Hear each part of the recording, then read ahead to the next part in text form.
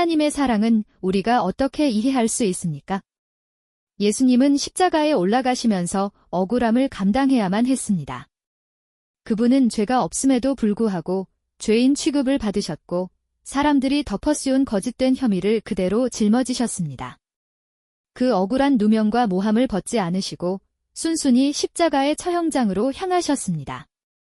인간에게 있어서 가장 큰 고통 중 하나는 자신의 잘못이 아님에도 부끄러움을 당하는 것입니다. 사람들에게 조롱과 멸시를 받는 것입니다. 진실을 말해도 아무도 믿어주지 않고 오히려 손가락질을 받는 것입니다. 예수님은 그 모든 고통을 침묵으로 감당하셨습니다. 하나님께서는 죄가 없으신 예수님께 가장 큰 진노를 쏟아부으셨습니다. 예수님은 본래 죄가 전혀 없으셨음에도 우리 죄를 대신 짊어지기 위해 마치 죄가 있는 사람처럼 십자가에 달리셨습니다. 우리의 죄값을 대신 치르기 위해 자발적으로 죄인의 자리로 내려가신 것입니다. 그 길이 얼마나 억울하고 또 얼마나 부끄러운 길이었을까요? 사람들은 말했습니다. 자기가 유대인의 왕이라고 하더니 하나님의 아들이라고 하더니 결국 저 꼴이 났구나.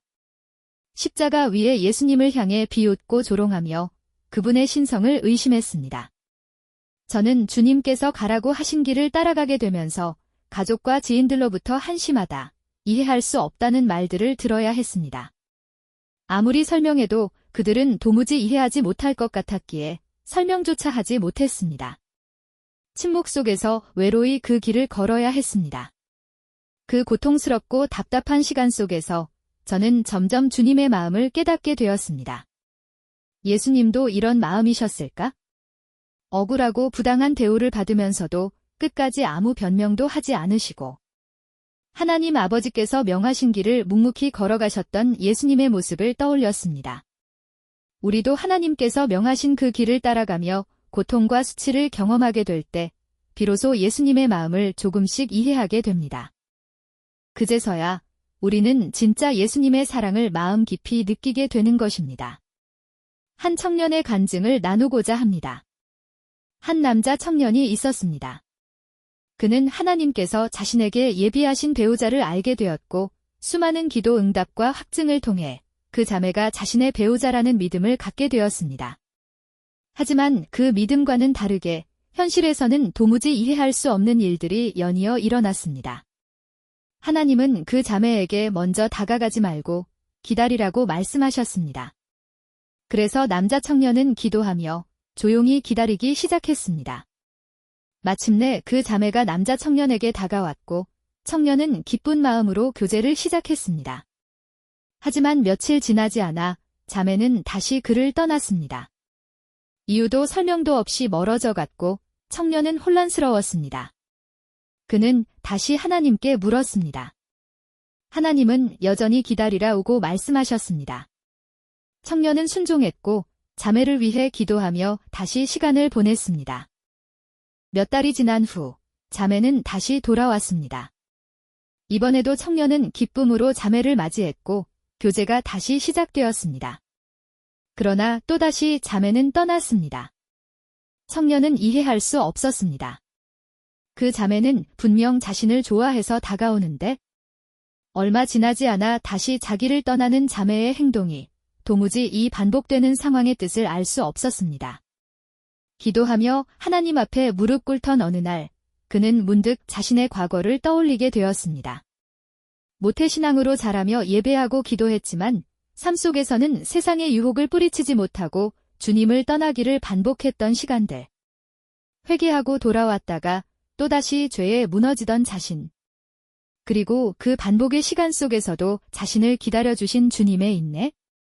그는 그 자매를 위해 눈물로 기도하며 기다리던 자신의 모습 속에서 예수님께서 자신을 기다리셨던 그 모습을 깨닫게 되었습니다. 주님은 나를 위해 이렇게 오랫동안 기다리셨겠구나. 내가 돌아오기까지 한 번도 포기하지 않으시고 기도하고 계셨겠구나. 그제서야 그는 무릎 꿇고 주님 앞에 울며 고백했습니다. 주님, 죄송합니다. 이렇게 저를 기다리셨군요. 항상 저를 위해 기도해 오셨군요. 저는 이제야 주님의 사랑을 깨닫습니다. 그리고 어느 날 주님은 그 청년에게 말씀하셨습니다.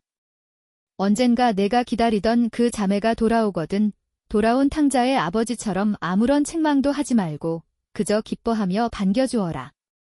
내가 너를 받아주었을 때처럼 너도 그 자매를 기쁨으로 맞이하여라. 그는 그 이야기를 통해 깨달았습니다. 그 자매와 자신의 관계는 단순한 연애가 아니라 예수님과 교회의 모형이었음을 말입니다. 주님께서 교회를 어떻게 기다리시는지, 죄인된 우리를 어떻게 인내로 품으시는지를 보여주는 살아있는 비유였습니다. 여러분, 하나님의 사랑을 깨달으십시오. 주님은 우리가 아직 죄인 되었을 때도 결코 포기하지 않으셨습니다. 우리를 위해 끊임없이 기도하시고 지금도 여전히 기다리고 계십니다.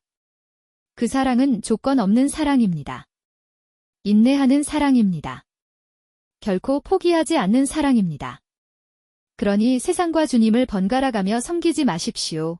결정하십시오. 오직 주님만을 사랑할지 아니면 세상을 사랑할지.